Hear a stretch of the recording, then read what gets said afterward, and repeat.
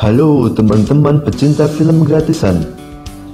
Kali ini saya akan merangkum film Indonesia yang berjudul Quickie Express tahun 2007. Film ini menceritakan tentang seorang gigolo yang menjadi rebutan antara anak yang cantik, ibunya, dan ayahnya yang suka sesama jenis. Yuk langsung saja ke ceritanya, check it out.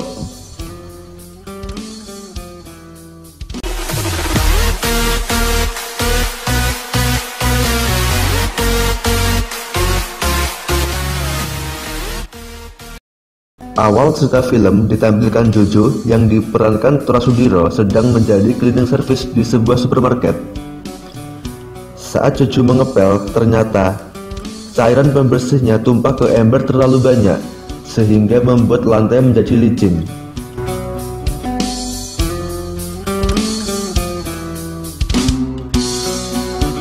Saat toko sudah buka, pelanggan berlarian untuk segera belanja.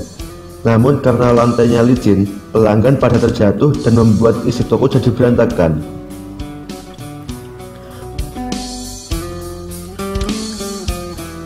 Jojo pun pindah profesi menjadi tukang tato. Namun dia tidak fokus sama kerjaannya. Dia pun salah bikin gambar tato di punggung preman. Jojo pun langsung dilempar keluar.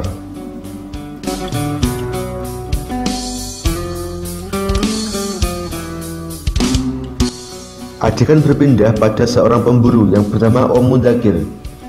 Dialah orang yang mencari mangsa untuk dijadikan gigolo. Saat Om Mundakir mau isi angin ban mobilnya, di situ ada Jojo yang bekerja sebagai tukang tambal ban. Jojo pun mengecek ban mobilnya, tapi tidak ada masalah. Lalu Om Mundakir menawarkan pekerjaan tanpa memberitahu kerjaan apa itu.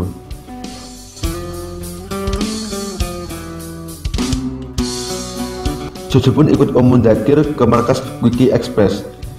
Di situ Jojo bingung dengan tempat itu.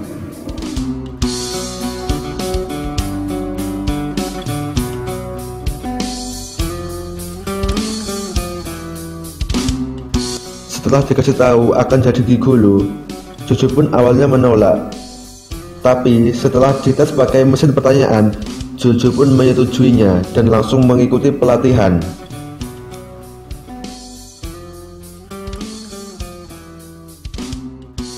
Di situ Jojo diperkenalkan dengan teman satu angkatan, yaitu Marley yang diperankan Aming dan Victor yang diperankan Lukman Sardi. Mereka pun mendapat pelatihan.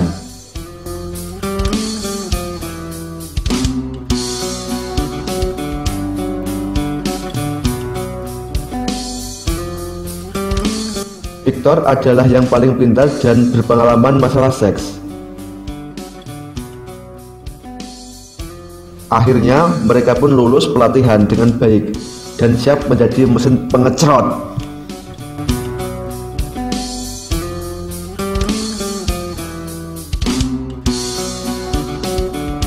Mereka mulai pekerjaan dengan level paling dasar. Jojo dapat pelanggan cantik dan seksi.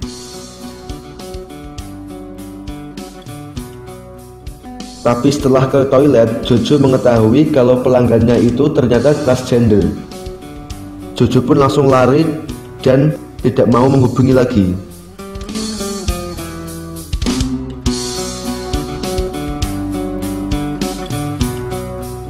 Victor datang ke sebuah rumah mewah dan mendapatkan Tante Ompong.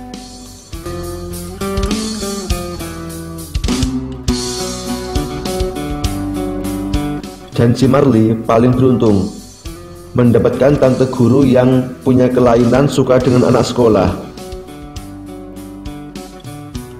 Hari pertama sudah mereka lalui dan Jojo paling gagal.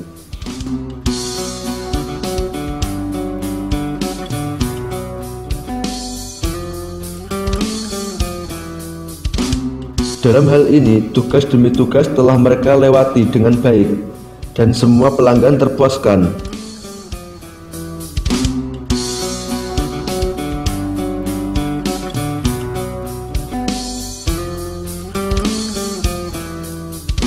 Mereka pun naik level dan mendapatkan rumah besar yang dilengkapi kolam renang.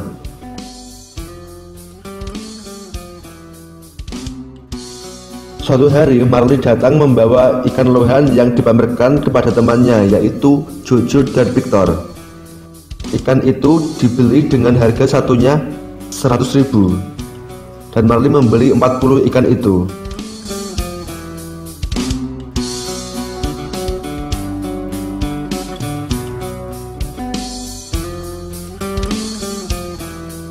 Saat Jojo, Marley, dan Victor selesai bertugas, mereka nongkrong di sebuah kafe. Di sebelah mereka ada beberapa anak muda yang juga nongkrong dengan pacarnya.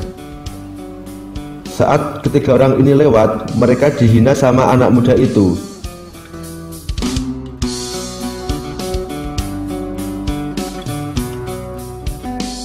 Jojo, Marley, dan Victor menghajar mereka. Di situ Lila yang diperankan Sandra Dewi tak sengaja kepukul oleh pacarnya dan akhirnya pingsan. Cowok-cowok itu pun kabur dan meninggalkan pacarnya. Dan Lila dibawa ke rumah Jojo. Pada tengah malam, Lila sudah sadar. Setelah diteleponkan taksi oleh Jojo, dia malah tidur lagi. Akhirnya dibatalkan taksinya.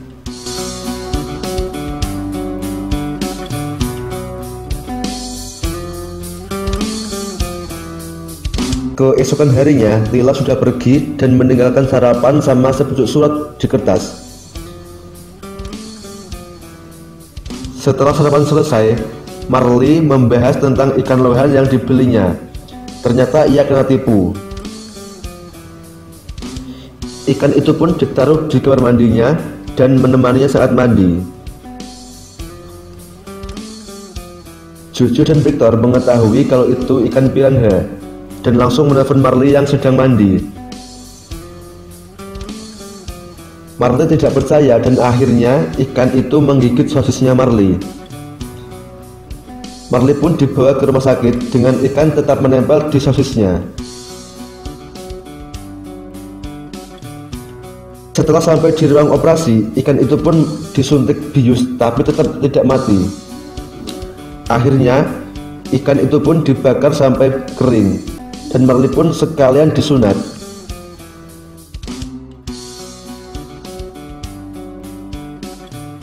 Masih di rumah sakit, tak sengaja Jojo pun ketemu dengan Lila yang sedang magang di sana. Mereka pun mengobrol dan Lila menuliskan nomor HP-nya di tangan Jojo. Mereka pun pergi dengan senyum-senyum sendiri.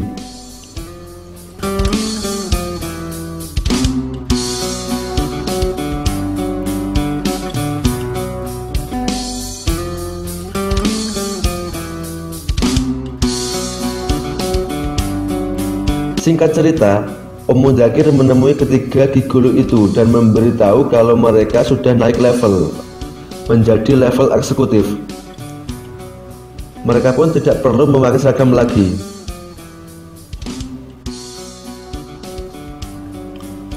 Jojo di hari pertama di level eksekutif langsung ketemu dengan Tante Mona. Mereka pun ketemu di meja judi dan akhirnya ke kamar untuk minum.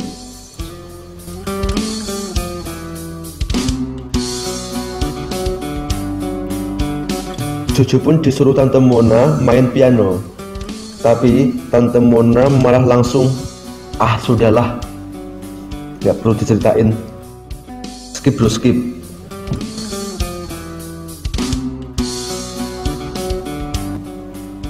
Pada malam harinya, Jojo gantian jalan dengan Lila ke tempat favorit Lila.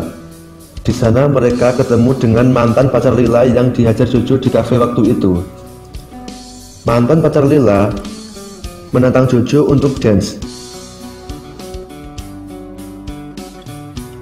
Dengan bekal pelatihan di Quickie Express, Jojo dapat mengalahkan mantan pacar Lila itu dengan mudah dan membuatnya malu di depan orang banyak.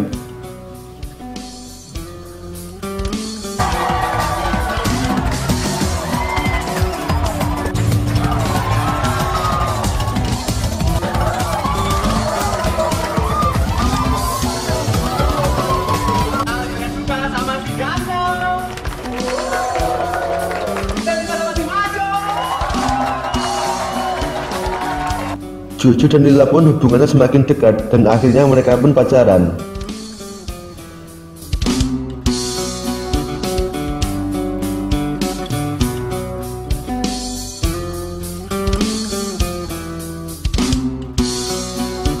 Di sisi lain, Tante Mona juga tergila-gila dengan Jojo.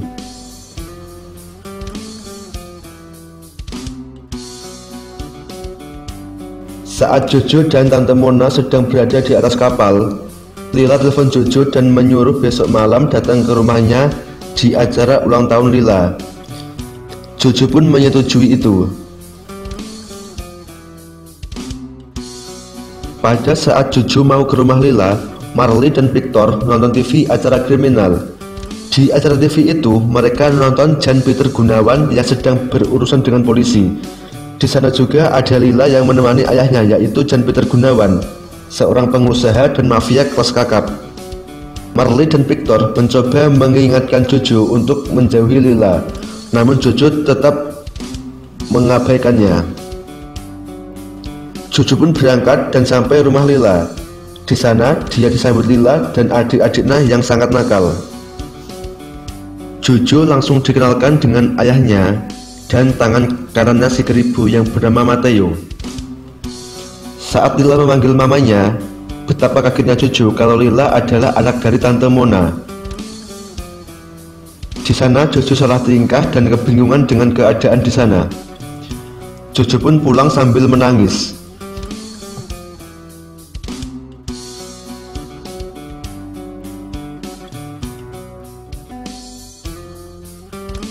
Keesokan paginya, Tante Mona dan Lila telepon Jojo barengan. Mereka pun mengajak Jojo pergi di waktu yang bersamaan.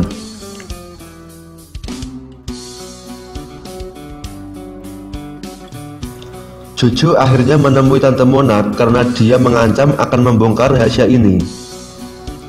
Tapi setelah ketemu Tante Mona, Jojo cuma bilang kalau dia cinta Lila dan akan berhenti menjadi gigolo. Jojo pun pergi dan tak peduli dengan ancaman Tante Mona.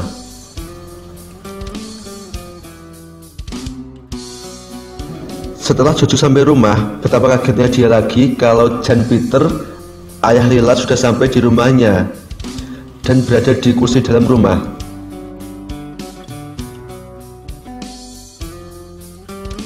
Jan Peter memberitahu Jojo kalau wajahnya mirip dengan Bram, pacarnya sesama gay.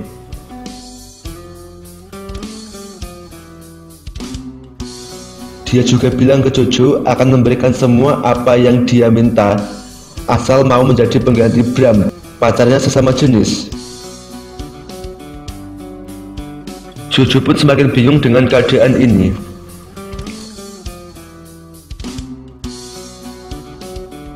Keesokan harinya, Jojo mendatangi Lila di rumah sakit dan memberitahu semua apa yang terjadi. Lila pun pergi dan menangis.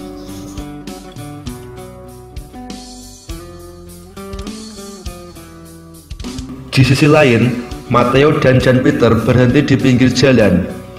Mateo tahu kalau Jan Peter lebih suka sama Jojo daripada dirinya. Ternyata Jan Peter dan Mateo adalah pasangan sesama jenis.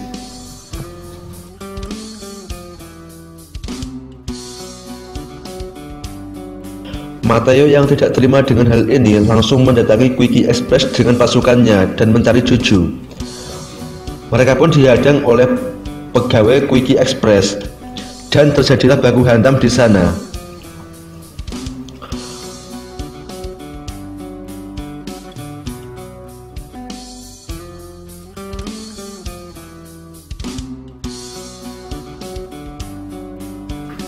Om Mundakir menunjukkan jalan rahasia kepada Jojo untuk kabur, tapi Mateo mengejarnya.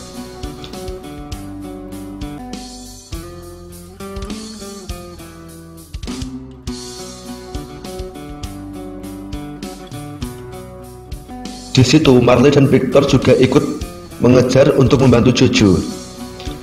Singkat cerita, Jojo dan Mateo sampai di pasar malam tapi pada saat siang hari, jadi pasar itu masih tutup.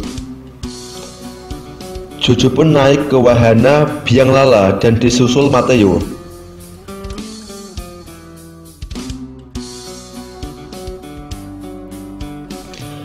Di sana Jojo akan dijatuhkan dari biang lala itu.